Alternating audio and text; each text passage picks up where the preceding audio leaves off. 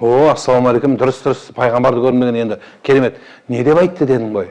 60 мың берсін деп айтты саған дейді. Біздше құлшылық қылған сайын құтырып бара жатырмыз ғой. Өзінікін ғана күшті қылып, қалған бәрін төмен қылып. Біз өзіміз бәленші қылып, анау кәпір, анау шықылып, анау бүйтіп құтырып сөйткеннен кейін заңның құрығы оп-оңай. Меккеге апарып, Меккеде лақтырды ғой бізді.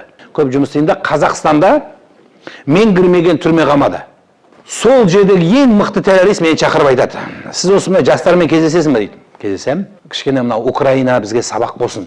Қазір біздің ана телефонның коды сияқты әйелімізден біз қорқып, әйеліміз бізден қорқып код қойып жатыр ғой дейді. Кейін қандай код қойғанымызды ұмытып қалып жатырмыз да ауыстыра беріп. 2 жыл бұрынғы жазған WhatsApp-тағысын шығарып берді ғой. Соны өз сөзін айтты дейді ғой, сорлау, ит намаз оқыдың ау сен деп. Құдайдың алдына өтпей қалса не істейсің? Неге қабылдамадың деп бүйтіп тұра алмайсың Құдайға. Сондықтан намаздың өз шарты не? Намаздың шарты не? Намаздың шарты іштегі тәкаппарлықты сындыру, менмендікті жығу, басыңды жерге ұрған кезде мен боқ емес боқтан қабы деп Абай атамыз айтқандай, мына мұрныңмен жері шықылап, мұрнның Ханафи мазхабында мұрын тигізу міндет болады. Егер сәпсем ләпешке мұрын болмаса, мына мұрынды бүйтіп тигізіп кішкене жерге ышқылап, мен ешкім емес екем, бұның бәрі сенікі екен Құдай, мен түбі сенің адамың екем деп, мына тәкаппарлығыңды бүйткеніңді бүйтіп сындыр деген әңгіме. Намаздың түбі мақсаты сол. Оразаның түпкі мақсаты қарын аштық емес, аштықтарды ойлап, тәкаппарлық менмін дегеніңді төмен сындыру, бүйт төмен басу, міне осы болады. Төмен басу дегенде құл болып қалу емес, дұрыс арнаға даму. Біздше құлшылық қылған сайын құтырып бара жатырмыз ғой. Өзінікін ғана күшті қылып, қалған бәрін төмен қылып. Жоқ, осы дүниеден біз шығуымыз керек. Әсіресе мына кейінгі өсіп келе жатқан жастар, біздің кейінгі балаларымыз, мына бұрынғы бабаларымыздың кезінде мешіттерде көрдіңіздер ғой, суреттерде де бар, мына есіктері болмайды екен. Әйтеуір бір нәрсе тіреп қояды, терезе болмайды. Бір кісі бір жігіт түнде тахаджуд намазын оқиын деп, түнде мешітке кіріпті. Кіріп оқып жатса, түнгі тахаджуд намаз. Бір нәрсе артынан демалып тұр дейді. Ойласа керек, мені тексерейін деп жатыр екен ғой, кім екенін, қалай оқиды деп. Бұл да 6 рет оқитынды, 12 рет оқитынды, 18 рет оқып, әбден оқып, анау да кетпейді дейді артында. Сон бұрылып, ассалаумағалейкум рахматулла деп қараса, шарик екен ғой, кіріп кеткен, ит екен. Иттің демалған екен. Сон өз сөзін айтты дейді ғой, сорлау, ит намаз оқыдың ау сен деп. Ит жағылынса екен деп. Сонда Құдай қалып қалды дейді ғой мына жақта. Бұрын кезде банк деген болмаған, Каспий банк деген жалпы болмаған. Елдер ақшаны үйге тығатын шкаф ештеңе жоқ, сейіп жоқ о заманда жерді қазады екен. Жерді қазып көм қояды екен. Қазір біздің ана телефонның коды сияқты әйелімізден біз қорқып, әйеліміз бізден қорқып код қойып жатыр ғой дейді. Кейін қандай код қойғанымызды ұмытып қалып жатырмыз да ауыстыра беріп. Олар да сол бұрын кезде тығады екен, мына жерге тығады екен, бұдан тыға суырып алады екен, мынаған тығады екен. Жерді қаза бергеннен бір күні біреу ұмытып қапты Құдай ұрып. Қайда қазған? Қазат жоқ. Уже шатысып кеткен ғой миы. Содан не болса да молда біледі деп имам ағзамға кепті. Емеке, сен анша-мұнша вопрос шешесің депті. Шешем не болды депті. Мен осы Құдай ұрып, алтын тығып едім, білмей қалдым қай қатыққанымды депті. Тауып берем деп, тауып оңай нәрсе. Қалай? Түнгі тахаджуд деген намаз бар депті. Дәретті жақсылап алып тұрсаң, есіңе түседі депті. Жаңа кісі дәретін алып, бүкіл дайындалып, қыбланы кампуспен шығарып, в общем, не керек дайындалып тұрыпты ғой. Енді оқиын деген кезде шақ етіп ойына салып түсіпті. Жүгіріп кеп қасса селен шыға кепті.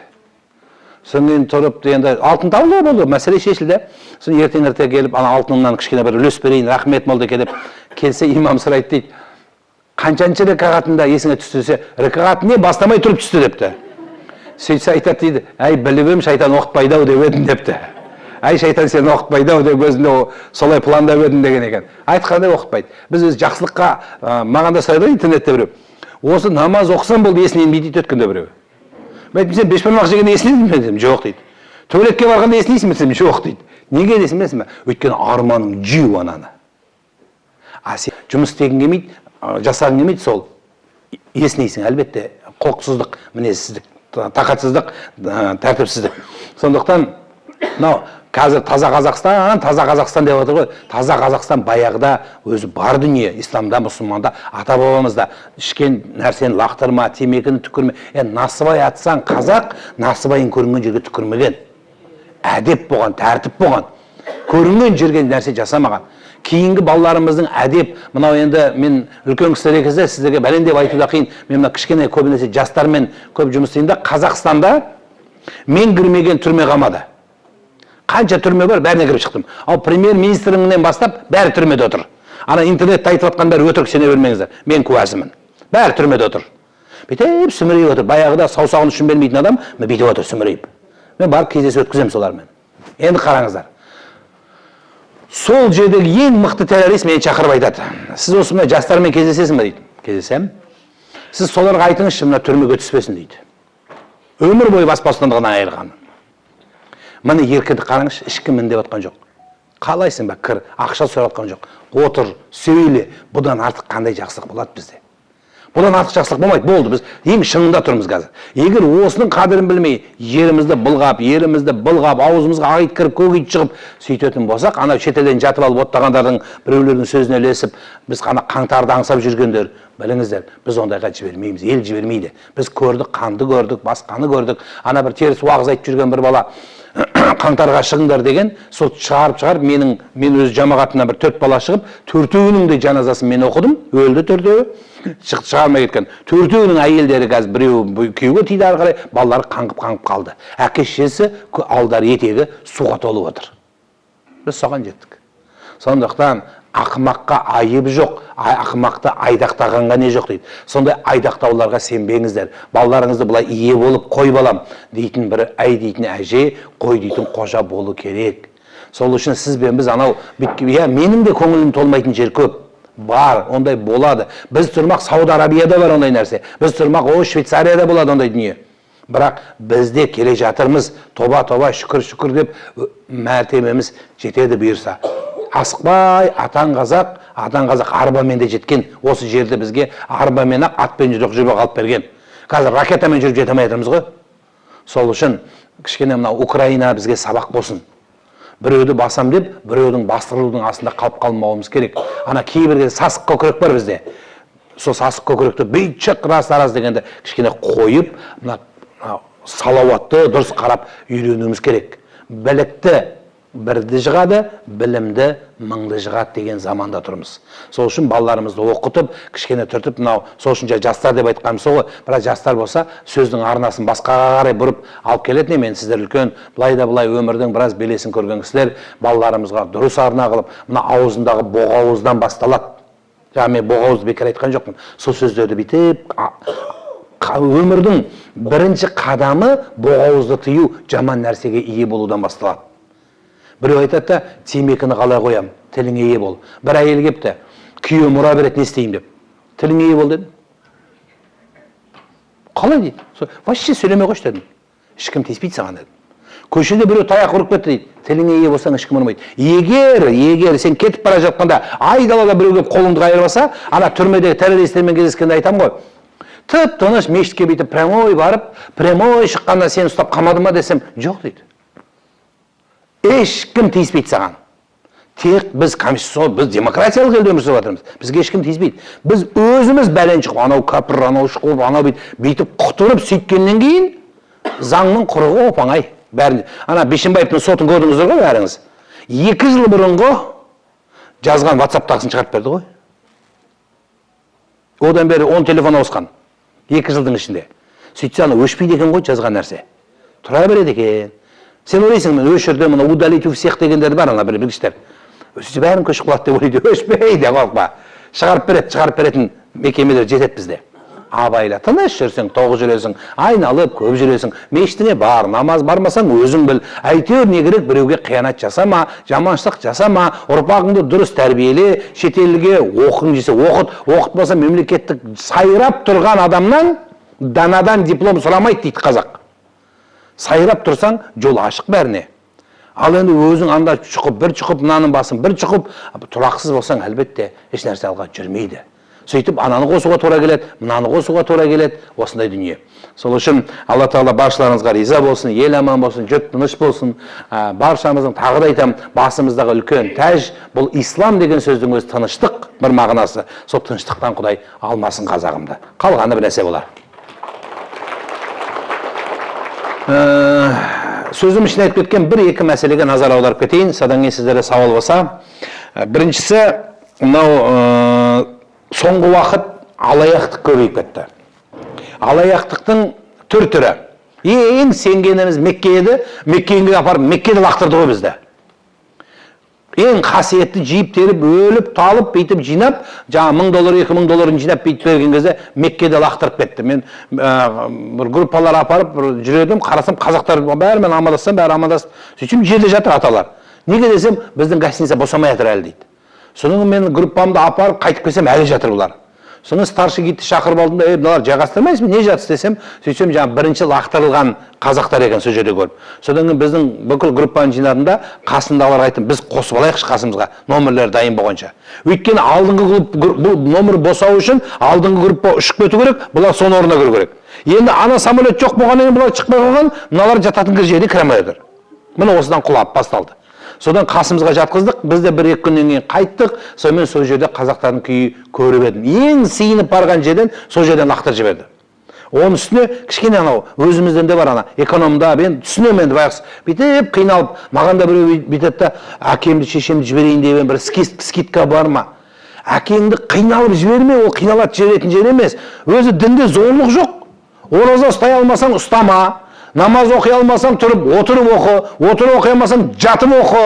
Әйтеуір қинама жаныңды. Бұлар қарыз алып, бейтіп, қиналып, бейтіп біреу балардың аузынан жырып. Бұл не нәрсе? Бұл дұрыс қажылық емес ол. Олай істелінбейді. Өйтке барып жинақ, бір бала шешесін итеріп келе жатыр. Мен группа алып келе жатырмын, мамасын алып келеді. Мамасы айтады, балам жай жүр дейді. Мен ана дұға қылып үлгерейін десе, мама бала бүйтіп сілкініп, бүйтіп тез жасасашы деді. Оқ дедім де ұстап алдым балам, берге бер дедім. Мынау кім дедім? Мамам дейді. Сен менің көзімше, шешеңе осылай сөйлеп тұрсың, мынанша адамның көзінше, біз жоқ кезде қалай сөйлейсің сен мынаған дедім. Біз жоқ кезде қалай сөйлейсің дедім, мама жылап жіберді. Бұлай алып келіп бұл жерде қорғығанша дедім, үйде отыра берген дұрыс еді, Қарапештің қасында. Неге қорлайсың оны? Мекке мен Мәдине жолдың ұшы алыс сапар деп айтады барған кісі, әке шешеңді сыйласаң, Мекке болады саған үйдің іші. Сондықтан осындай алаяқтыққа, содан кейін мынандай жерге сілтемеге кір, мынандай нәрсені жібер, мынандай нәрсені аударып ал, мынандай нәрсеге бүйт, осынша қиналып жатырмын, өліп бара жатырмын, маған ақша бер деген адам ашық келіп айтады сізге. Көзіңмен көресің, оның өзін тексеру керек. Шақырып алып сөйлесетініз, барып көріңіздер. Рас па, өтірік па? Одан кейін шын мұқтаж адам сұрамайды екен ғой. Оның мына бетінің арыз жібермейді. Қойшы дейді. Осындайға сене беру, ақша аударудан қаншама миллиардтаған ақшамыз шетелге кетті. Қайтып келмейді ол ақша. Сол нәрсеге ие болып, мынау карточкаларыңызға кодтарыңды 4 цифр жіберем, 5 цифр жіберем деп талай маған да кепті бір бала. Мешітте отырған осылай. Айт балам десем, мен түс көрдім дейді маған. Түс көрдім дейді. Не болды? Мұхаммед пайғамбарды көрдім деді. Қорымдан қарап тұрдым. Ассалаумағалейкум, дұрыс пайғамбарды көрдім деген енді керемет. Не деп айтты дедің ғой? 60 мың берсін деп айтты саған дейді. Пошел вот дедім. Пайғамбар саллаллаху 60 мың сұрамай ешкімнен ол. Бұл енді алаяқтық деді. Соны тұрды енді сен бермейсіз бе дейді. Жарайды енді 60 мың берші болмаса дейді. Пайғамбар десе берші береді ме деп ойлады ғой. Сондықтан осындай алаяқтықтар өте көп, өтірікке онда иланбаңыздар. Біреу айтады, кім айтады? Мұлла Али Қаридің сөзінде келеді. Егер дейді, біреу Аллах деп аяғы көтеріліп кетсе дейді аспаннан, сене берме оған дейді, оны шайтан көтеріп тұруы да мүмкін дейді. Сосын абайлаңыздар, сене бермеңіздер. Ол алаяқтыққа. Ол біз ақ көңіліміз байық сенеңіміз келеді. Бір анау шынайы жылап тұрса, көңіліміз бос қой біздің, былай бергіміз келеді. Ол дұрыс нәрсе. Бірақ кім мақтайды? Бергенді мақтай ма Құранда? Жоқ, орны тауып берілгенді мақтайды. Орын тап. Қатты бергің келсе. Ең жақсы жәрдем беру ағайынға бауырмашылық бір-бірімізге беруіміз керек. Садақа әкеге берілмейді. Садақа шешеге берілмейді. Садақа атаға берілмейді, әжеге берілмейді. Жоғары қарай. Садақа балаға берілмейді, немереге берілмейді, шөбереге берілмейді. Садақа көмек бере бересің, бірақ садақа берілмейді. Садақа бауырға беріледі, қарындасқа беріледі, бұларға былай берілесің, жоғары төмен беруге болмайды. Неге? Өйткені әке шешені, ата әжені бағу міндет, бала шағаны бағу міндет. Ол садақа емес. Бір бала, жастар естіп алыңыздар, бір бала папасына ақша берейін деп кошелегін ашыпты бүйтіп. Сөйтсе әке сұрапты, балам не істейін деп жатсың? Әке саған ақша берейін деп жатырмын десе. Менің алдымда ақша санама балам деген екен. Қайыршының алдында санайды, мен сенің бұлыңа мұқтаж емеспін деген екен. Мұқтаж емеспін. Маған санамай бер. Мен саған еңбегімді санаған жоқпын, ей бала. Санама маған деген екен. Бермесең бермей ақ қой, бірақ маған санама. Сенің алдыңда мен телміріп тұрғым келмейді балам деген екен. Бір әке балаға қайырылып, балам, енді ажал бар жерде, өмір бар жерде ажал бар. Өліп қалсам не істейсің десе, ас берем. Ел қатары, ел күшті қылып шығарып салам. Жылқы соясың ба, сиыр соясың ба десе, жылқы соям әке депті. Палау істейсің ба, бешбармақ істейсің ба десе, бешбармақ істеймін, сіз жақсы көретінсіз десе, қазір іштес, өлмей тұрып қарным ашып тұр депті ғой. Өліп қалғаннан кейін не пайдасы? Бешбармақ істеймін ма, палау жей ма бұлар, какая разница саған не жейді? Сен кеткеннен кейін бәрі болды емес пе саған ол? Анау табытын былай шығарып қойып, еркек жылап отыр, кемпірім жақсы адам еді, мен сыйламаппын, қадіріне жетпеппін деп. Тірі кезінде қайда қалдың? Ұрып, соғып, текпілеп, абыройын төгіп, жерден алып, жерге салып, сенің сасық киіміңнен дейін жуды, бір ауыз міндет қылмай. Оның өзін қол сияқты көрдің міндетті деп. Негізі міндет емес. Бірақ міндет сияқты мойнына алған адамға бір рет рахмет айтуға жарамасаң, өлгеннен кейін сен жылағаның атаң қазақ айтқан емес пе, бабаларымыз. Тіріңде сыйласпасаң, өлгенде не керек жыласып? Әшейін елге көрсетудің керек не? Сондықтан осындай алаяқтықтың басы осындай нәрседен шығады. Үлкендер тыңдап, сондай нәрсеге ілеспеңіздер. Ең жақсы банк, алаяқтық, ең жақсы банк әке-шеше деген банк қой. Берсең қайтып аламайсың. Егер ол екеуі дүниеден өліп кеткен болса, екінші банк бар. Әйел деген банк бар. Тоқал деген емес. Әйел деген банк бар. Соған берсең, одан аламайсың соң кейін. Жалынып жүресің, берші деп. Бермейді ол. Ол балаларына жұмсайды, сөйтіп болады. Енді әйел совсем не болса, оңға солға шаша беретін болса, сумкадан сумка, қызыл тряпкадан кейін көк тряпка, онда оған беруге болмайды. Киімін әперу керек. Енді сондайлар бар болса дегенім ғой. Тырнағымды өсіруім керек, осынша мың теңге керек, бетім осынша керек дейтін болса, онда қоя тұрғанда. Онда киім береміз дейсіз. Жақсы. Екінші айтылатын мәселе мынау суицид деп айтылады. Өз-өзіне